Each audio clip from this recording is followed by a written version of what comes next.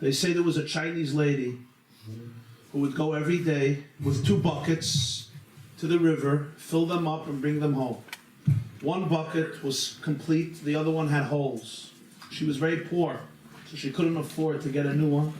So when she came home each day, one bucket was filled with water and the other one was missing half of its water. One day, the broken bucket opened up its mouth and spoke to the Chinese woman and said to her, "It's not fair. I'm so jealous of my friend. The other bucket comes home filled with water, and I come home every day missing so much water."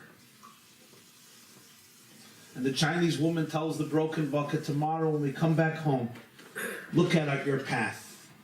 And when the bucket looks out, it sees plants, flowers, lilies, roses planted along its path from the river to the home. It says, "What's this?" And the Chinese woman says, "When I obtained you, I knew about your defects, I knew about your blemishes. So I planted all of these flowers on your path. So each day, as we're going back home and your water trickles out of your bucket, you get to water all of these flowers and all of these plants, which gives our home so much fragrance and delight."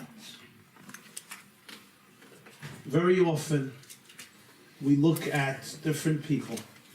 Some buckets seem complete, and some buckets are filled with holes.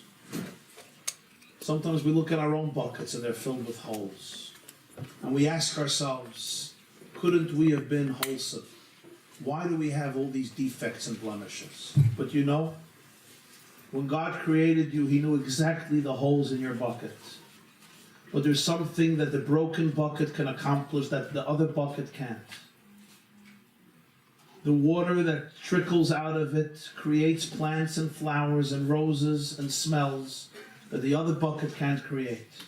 So instead of asking yourself, why me, or why my child, or why this one, or why that one, that question won't help them. A much deeper question is, how do I allow this bucket to maximize its unique destiny, its unique calling, its unique mission?